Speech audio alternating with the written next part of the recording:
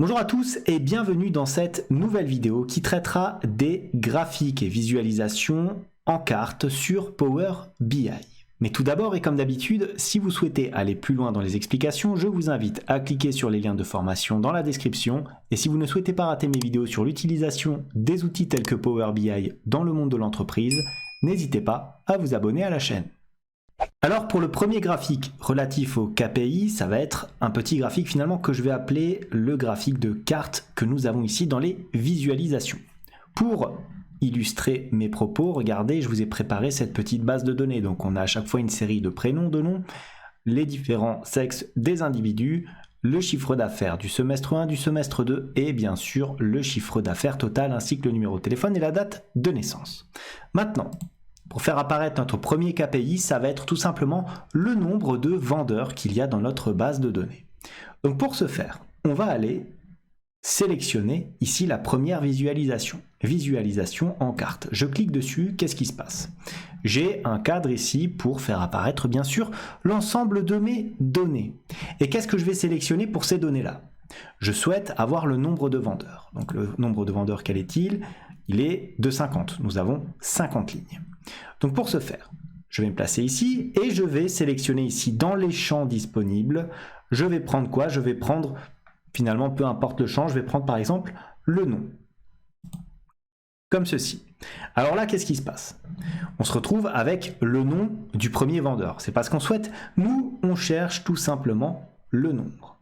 Alors, pour avoir le nombre, regardez, ici, j'ai la possibilité d'avoir en détail le champ correspondant. Donc regardez, si je clique dessus sur la petite flèche ici, qu'est-ce qu'il me propose? Alors soit il affiche, comme c'est par défaut, le premier nom, c'est pas très intéressant, le dernier, le nombre d'éléments distincts ou le nombre tout court.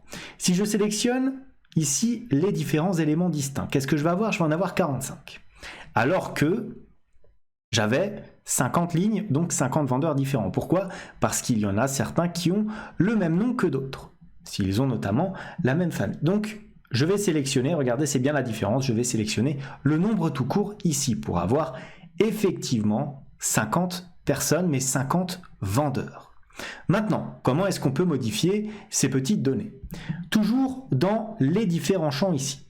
Là, j'ai plus rien à faire. Maintenant, je vais sélectionner le petit rouleau de peinture qui correspond au...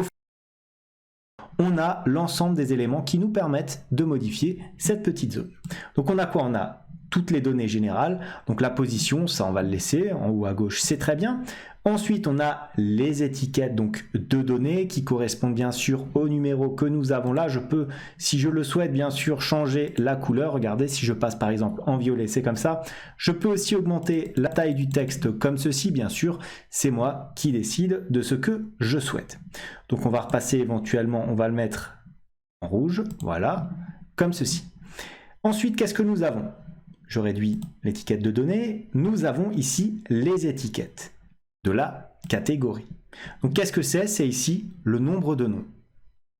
Est-il pertinent d'avoir cette information? Regardez, je peux bien sûr changer là encore la couleur de la police.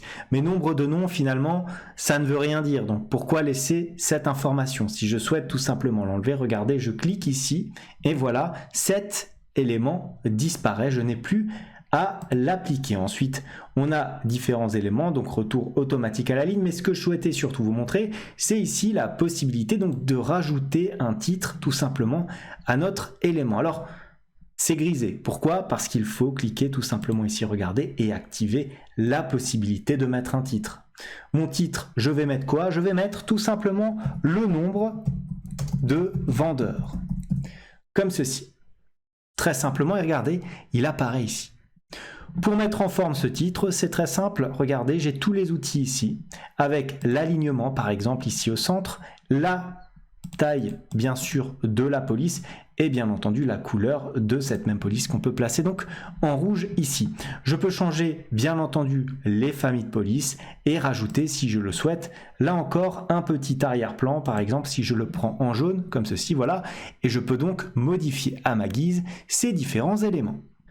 Le deuxième type de graphique de visualisation que vous pouvez utiliser pour vos rapports et qui peut être relativement utile, auquel on ne pense pas forcément, c'est un graphique qui vous permettrait d'avoir une liste de contacts. Par exemple, regardez, dans ma base de données ici, j'ai plusieurs informations. J'ai le prénom, le nom et le numéro de téléphone. Ce qui pourrait être intéressant, c'est d'avoir cette liste-là qui s'affiche de façon déroulante au sein de mon document. Alors comment faire?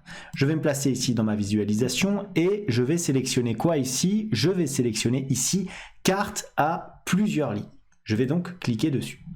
J'ai ma carte qui apparaît ici. Pour l'instant, pas grand-chose. Qu'est-ce que je vais faire? Regardez, je peux déplacer hop, mes petits éléments de visualisation. Je vais le placer par exemple ici à gauche.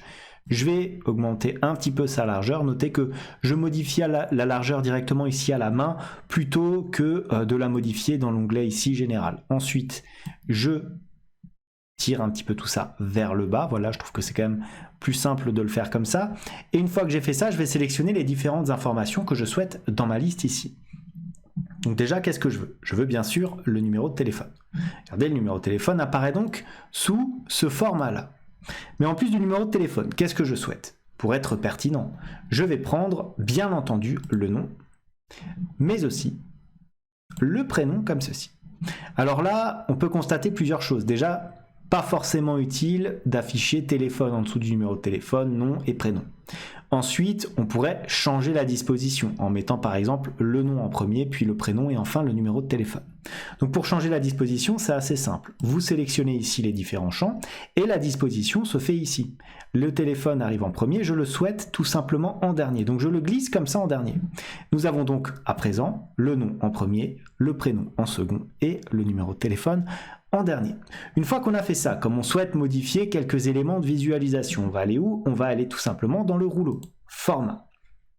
Une fois dans le format, on ne va pas modifier les éléments de l'onglet général, on va peut-être modifier ici les étiquettes de données. Alors qu'est-ce qu'on a? On a ces différents éléments. Est-ce qu'on laisse sous cette couleur-là? On peut éventuellement regarder si on met du rouge comme ceci, ça fait quoi? Bon, ça fait rien de spécial. On peut augmenter un petit peu la taille de notre police comme ceci. Voilà, alors qu'est-ce qu'on peut avoir? La police, on laisse comme ça et c'est tout ce qu'on fait pour ces étiquettes-là. Ensuite, on a les étiquettes de catégorie, c'est-à-dire le nom, prénom, téléphone. Alors ça, on a dit qu'on ne les affichait pas. Donc, qu'est-ce qu'on fait? On clique ici, hop, et on les désactive. Maintenant, alors là, carte, on n'a rien à mettre. Le titre, est-ce qu'on met un titre? On peut mettre éventuellement un titre. Alors, pour mettre un titre, on n'oublie pas, zone grisée, c'est pas grave, je l'active. Je peux à présent mettre mon titre. Je vais l'appeler contact, comme ceci. Alors est-ce que je le laisse éventuellement ici aligné à gauche? Oui, c'est plutôt pas mal, ça ne me gêne pas spécialement.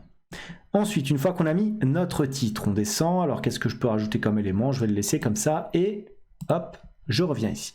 L'arrière-plan, pas besoin d'un arrière-plan pour notre titre. Ensuite, on a quoi? Le verrouillage et l'ensemble des éléments. L'arrière-plan, pas pour le titre, mais bien entendu pour les éléments chiffrés. Donc finalement, si on en a besoin, puisque je souhaite un petit peu le même modèle qu'ici, donc on va prendre une couleur. On va prendre quoi? On va prendre à peu près, voilà, alors c'était cette couleur-là, je pense, voilà, pour rester dans le même thème que notre premier indicateur. Et là, comme ceci, vous voyez, on a toute notre liste de contacts qui défile. Ce que je voulais vous montrer aussi, c'est la possibilité de créer des bordures sur vos éléments de visualisation. Comment? Là encore, en sélectionnant les formats et regardez ici, bordure, on l'active et on va prendre par exemple 9 pixels. Comme ceci, voilà, et on a donc à présent des bordures qui s'appliquent sur notre petite visualisation de contact. Et bien sûr, si vous souhaitez revenir sur les éléments que vous avez modifiés dans votre zone de visualisation ici, vous n'aurez qu'à cliquer, que ce soit sur la zone ici de contact ou sur la première carte ici. Donc, vous voyez, pas besoin de suivre un ordre particulier. Une fois que je suis ici sur mes différentes valeurs, il me suffit d'aller bien sûr dans le format pour modifier à chaque fois les différents formats. Si cet onglet ici d'analytique qu'on n'utilisera pas. Et on a bien sûr la possibilité de changer aussi les en-têtes et de rajouter d'autres effets sur lesquels je ne m'attarde pas puisque bon, ils ne sont pas très utiles. C'est comme vous savez dans PowerPoint, la multitude d'effets que personne n'utilise. Donc là, on peut rajouter par exemple une ombre. Il suffit de l'activer comme ceci. Et regardez, on a un effet ombre qui s'applique ici sur notre visuel. Je peux le mettre dans cet élément-là aussi, si ça me plaît, hop, on l'active. Et voilà, on a des graphiques avec des ongles. Mais finalement, c'est pas forcément hyper utile. Voilà ce que j'avais à vous dire pour ces deux visualisations à connaître dans Power BI qui peuvent s'avérer être utiles lorsque vous affichez certains éléments relativement simples ou des listes dans vos rapports. Comme d'habitude, si cette vidéo vous a plu, n'hésitez pas à la liker, à la commenter, à vous abonner à la chaîne si ça n'est pas encore fait. En tout cas, moi je vous dis merci et à bientôt pour une nouvelle vidéo.